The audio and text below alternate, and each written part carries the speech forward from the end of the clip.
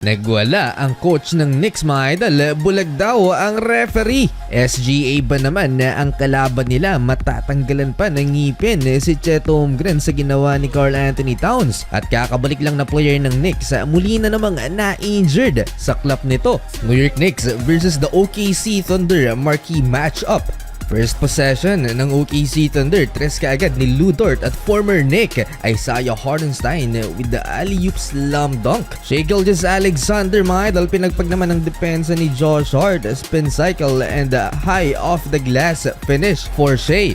No problem so far sa interior mga idol, ang OKC Thunder maluwag ang depensa ng New York Knicks. Eto pa, Chet Holmgren sidestep layup anyari sa depensa ng Knicks. Bounce back naman kaagad mga idol ang besting team at naitabla ni Mikal Bridges ang laban sa 9. Solid ang front court ng OKC Thunder mga idol. Chet Holmgren at si Isaiah Hartenstein, OG Anunoby sinubukan ng depensa. Isaiah Hartenstein supalpal pero may foul. Persado ang mga atake ni OG Anunoby, hindi nga siya makalusot sa pintura. Nagbabalik lineup para sa Knicks mga idol ang matagal na nawala si Deuce McBride, pero agad na in-expose ni SGA ang depensa niya. Nakapag-draw ng foul si Shai Gilgeous-Alexander, hindi makakapaniwala si Coach Mike Brown. Halos kasabay na ipinasok si Jordan Clarkson at si Deuce McBride, hindi naman naging magandang simula ni JC 0 for 3 sa field. Jalen Brunson, nice spin and great finish, and Lu Dort another field goal putback slam dunk. Di naman natambakan ng defending champ mga idol ang New York Knicks. Bounce back kaagad ang visiting team tuwing magbi-mini run naman ang OKC Thunder. Karl Anthony Towns hindi nag-attempt ni isang field goal sa first quarter. 26-23 and first quarter lamang lang ng tatlo ang Thunder. Nahihirapan ng Knicks na bantayan mga idol ang pick and roll action ng Oklahoma City Thunder. Eto, Isaiah Hartenstein on the roll, easy dunk, at eto pa mga idol, nice seal by Isaiah Hartenstein para naman sa slam dunk na to ni Jalen Williams. Hindi pa kumakana si Chet Holmgren. Etong si Jalen Williams so far ang leading scorer ng OKC with 9 points. Hindi naman nakapagbigay ng spark mga idol sa offense ng New York Knicks si Jordan Clarkson sa loob ng 9 minutes na playing time sa first half. 0-4-5 si Kabayan. Late clock situation mga idol, Mikal Bridges from Cat assist. 3-pointer for Mikal Bridges, 35-29, 6-point Thunder lead, and Jalen Williams and the one transition bucket. Williams back the other way, attacking Bridges.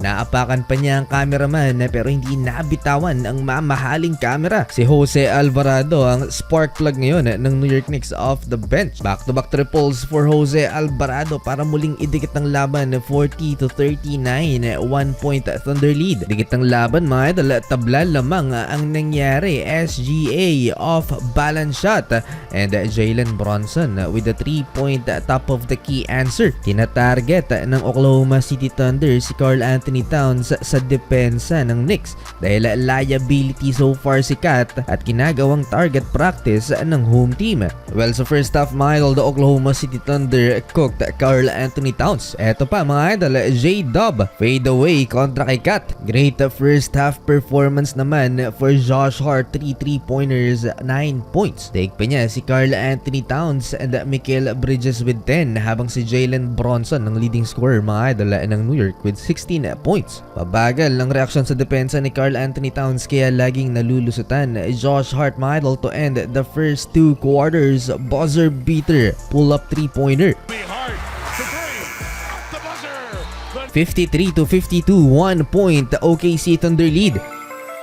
Start of the third quarter, finally nakalamang na rin ang New York Knicks. Isang minuto pa lamang nang magsimula ang second half mga idol, aksidenteng nasiko sa muka ni Karl Anthony Towns si Chet Holmgren. Sa lakas ng impact, halos mahimatay pa si Chet Holmgren sa nangyari. Sa lakas ng impact, mukhang matatanggalan pa ng ngipin si Chet Holmgren. Dumugo din ang labi niya. Naipagpatuloy naman ni Chet Holmgren ang laban mga idol, hindi na siya inilabas pa. Jalen Williams run running the offense for the OKC Thunder. Kamutikan pang mabitawan ng bola. Buhat ni J-Dub mga idol ang OKC Thunder dahil maalat si Shai Gilgeous-Alexander. 30% lamang sa field ang MVP. Still hot naman si Josh Hart mga idol. Another 3-pointer for Josh. Pang-apat na to. Isang masamang balita naman kay Duz McBride. Kakabalik lang at mukhang na-injured na naman. Good gesture naman ang ginawa ng OKC crowd dahil pinalakpakan siya nang lumabas sa court. Starting January 27th.